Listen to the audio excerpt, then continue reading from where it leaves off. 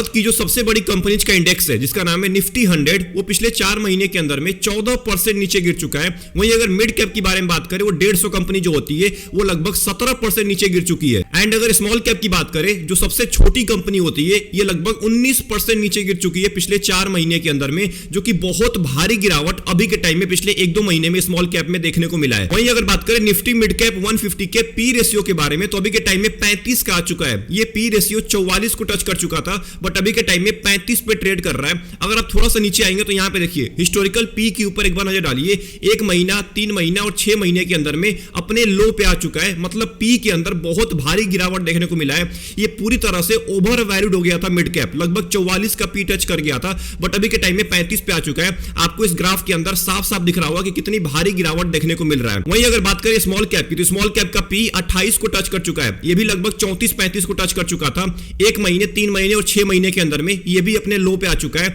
1 साल में एवरेज पे चल रहा है, 2 साल में भी एवरेज पे चल रहा है, एंड 5 साल में थोड़ा सा एवरेज से आई है। 5 साल का जो एवरेज पी है वो लगभग 24 का है, एंड अभी के टाइम में 28 का चल रहा है। स्मॉल कैप के अंदर भी एक भारी गिरावट देखने को मिला है पी रेशियो के अंदर। यहां पे देखिए लगभग 35 को टच कर चुका था, और 35 से गिरते गिरते गिरते गिरते आज लगभग 28 पे आ चुका है। अब ये सब देखने के बाद एक रिटेल इन्वेस्टर के माइंड में एक बहुत बड़ा सवाल उठ रहा है कि आखिर में एक बड़ा क्रैश तो नहीं आने वाला है? एक कहीं 20% का, 25% का, 30% का एक कहीं बड़ा क्रैश तो नहीं आने वाला है? अब देखिए क्रैश आएगा या नहीं आएगा, इसके बारे में हम थोड़ी देर में बात करेंगे, बट उससे पहले हमें जानना पड़ेगा कि आखिर में हो क्या रहा है इंडियन स्टॉक मार्केट के अंदर। क्योंकि इंडिया को एक ग्रोइंग कंट्री के रूप में जाना जाता है। जो बाहर के इन्वेस्टर होते हैं, जो बाहर के देश हैं, वो क्या सोचते हैं कि इंडिया एक ग्रोइंग कंट्री है, इंडिया एक डेवलपिंग कंट्री है, और डेवलपिंग कंट्री के अंदर स्टॉक मार्केट हमेशा ऊपर ही जाता है, क्योंकि वहां पे डेवलपमेंट चलता है, वहां पे कंपनीज ग्रो कर रही होती हैं। बट यहां पे बिल्कुल ही अपोजिट हो रहा है। पिछले 4 महीने से लगातार मार्केट नीचे गिरता जा रहा है, और अभी के टाइम में तो रोज लगभग 1%, 1.5% तक नीचे गिर जा रहा है बिना किसी रीजन के।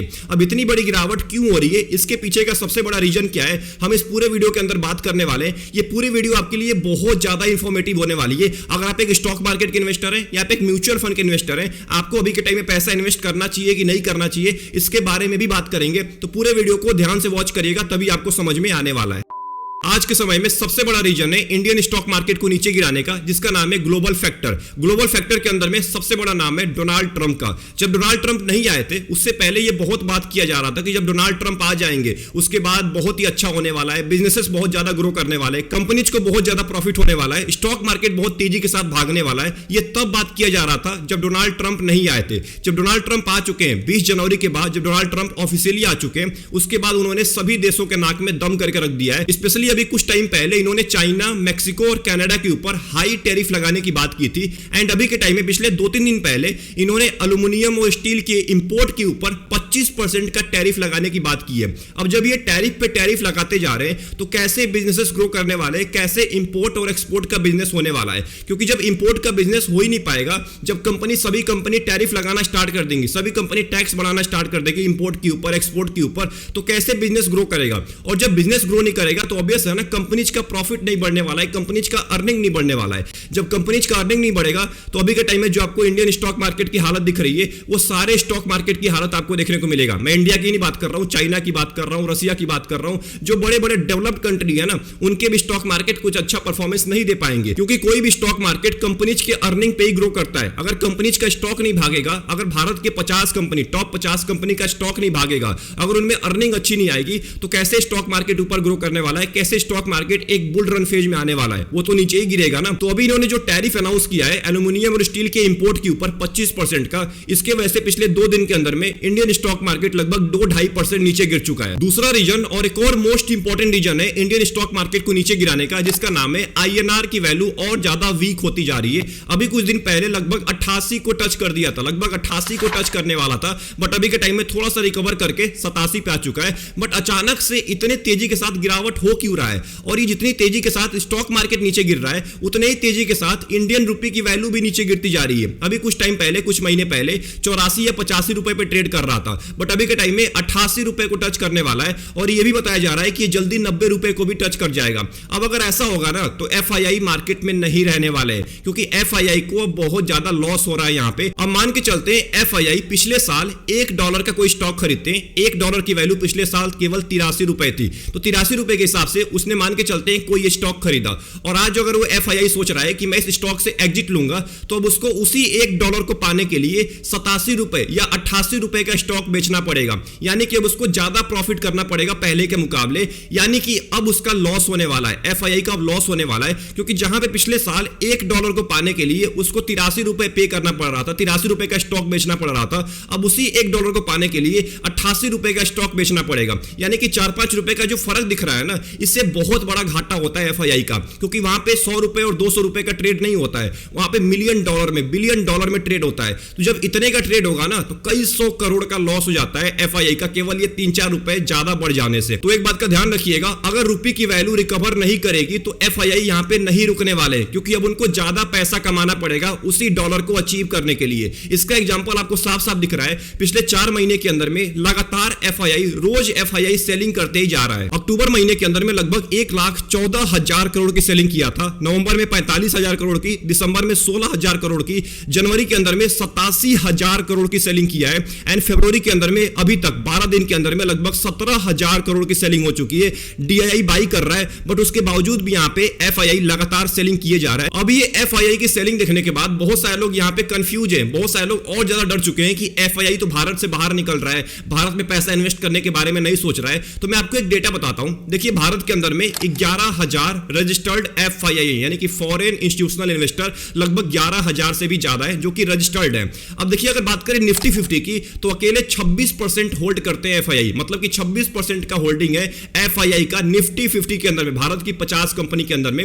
ये 2012 के अंदर में केवल 22% था, बट अभी के टाइम में बढ़ के हो चुका है लगभग 26% का। इसका मतलब एफआईआई 2012 के कंपैरिजन में अभी के टाइम में ज्यादा है। तो आप ये मत बोलेगा कि एफआईआई मार्केट छोड़ के बाहर जा रहे हैं। अगर आप लंबे टाइम का देखेंगे तो एफआईआई ज्यादा पैसा इन्वेस्ट किए हैं, आज से 10 साल पहले के मुकाबले या 12 साल पहले के मुकाबले आज के टाइम में एफआईआई ने ज्यादा पैसा इन्वेस्ट किया है। और अगर बात करें टोटल एफआईआई की होल्डिंग की, तो लगभग 100 लाख करोड़ की होल्डिंग है इंडियन स्टॉक मार्केट के अंदर, 100 लाख करोड़ की होल्डिंग है, और अभी केवल 1 लाख करोड़ या 2 लाख करोड़ की सेलिंग हो चुकी है। तो आप ये बोल रहे हैं कि बहुत ज्यादा सेलिंग हो चुका है, एफआईआई भारत छोड़ के बाहर जा रहे हैं। भाई ऐसा बिल्कुल नहीं है। जब वो छोड़ना स्टार्ट करेंगे ना, तो आपका इंडियन स्टॉक मार्केट रुकने वाला नहीं है 12% पे, 14% पे, वो 50%, 60% नीचे गिर जाएगा, क्योंकि यहां पे एसआईपी इनफ्लो बहुत ज्यादा बढ़ चुका है। अगर आप इस डेटा को ध्यान से चेक करेंगे तो ये एमपी का डेटा है।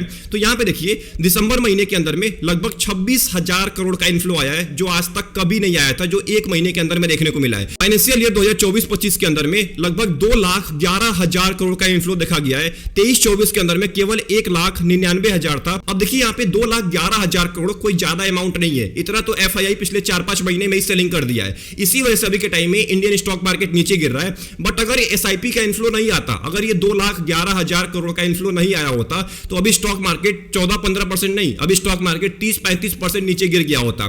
तो इस बात को ध्यान रखना है, जो म्यूचुअल फंड के इन्वेस्टर है ना, जो रिटेल इन्वेस्टर है, वो हार मानने को तैयार नहीं है, वो पैसा इन्वेस्ट करे जा रहे हैं मार्केट के अंदर में, क्योंकि अभी के टाइम में एक अच्छी अपॉर्चुनिटी उनको दिख रही है। अगर इस अपॉर्चुनिटी का फायदा नहीं उठाएंगे तो कब उठाएंगे? जब मार्केट फिर से बुल रन में जाएगा, जब फिर से एफआईआई खरीदना स्टार्ट कर देंगे, जब फिर से सब कुछ सही हो जाएगा, तब फायदा उठाएंगे। तब तो कोई फायदा होगा ही नहीं, क्योंकि सब कुछ महंगा हो जाएगा। अभी के टाइम में सब कुछ सस्ता हो चुका है।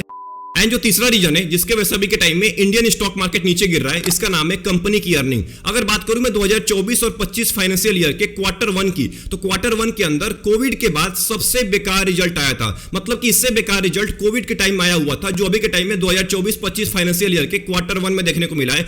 Q2 का भी रिजल्ट बहुत ही बेकार देखने को मिला था, जिसके वजह से स्टॉक मार्केट नीचे गिरना स्टार्ट हुआ। एंड Q3 का रिजल्ट कुछ खास देखने को आपको नहीं मिल रहा है। एक एवरेज ग्रोथ देखने को मिल रहा है कंपनीज के अंदर में, 1% का, 2% का, 3% का ग्रोथ देखने को मिल रहा है। अब इसके वजह से स्टॉक मार्केट तो बुल रन में नहीं जाएगा ना, केवल 1% का ग्रोथ अगर हो रहा है तो कंपनीज का प्रॉफिट ज्यादा बढ़ने के लिए कंजम्पशन ज्यादा बढ़ना पड़ेगा। अगर कंजम्पशन नहीं बढ़ेगा ना, तो कंपनीज का ग्रोथ भी नहीं हो पाएगा। लोगों के पास अभी के टाइम में पैसा ही नहीं बच रहा है कि वो कंपनीज के ऊपर खर्च करे, उनके नीड्स में ही पैसा खत्म हो जा रहा है। अभी के टाइम में बजट के अंदर में 12 लाख तक टैक्स फ्री किया गया है। अब इसके वजह से थोड़ा सा इंपैक्ट पड़ने वाला है, बट जो बिजनेसेस हैं, जो बड़े बड़े बिजनेस हैं, उनको थोड़ा सा बेनिफिट देना पड़ेगा। उनके ऊपर काम नहीं किया जा रहा है। जब बिजनेस को फायदा मिलेगा, उनको लोन लेने में आसानी मिलेगी, तो अभी के टाइम में बिजनेस भी ग्रो करने वाले। एंड लोगों के पास अगर पैसा बचेगा, तभी जाके लोग कंजम्पशन बढ़ाने वाले। जब कंजम्पशन बढ़ेगा, तभी कंपनीज का प्रॉफिट बढ़ने वाला है, सेल बढ़ने वाला है। जब कंपनी का सेल बढ़ेगा, तो ऑब्वियसली स्टॉक मार्केट भी ऊपर जाने वाला है।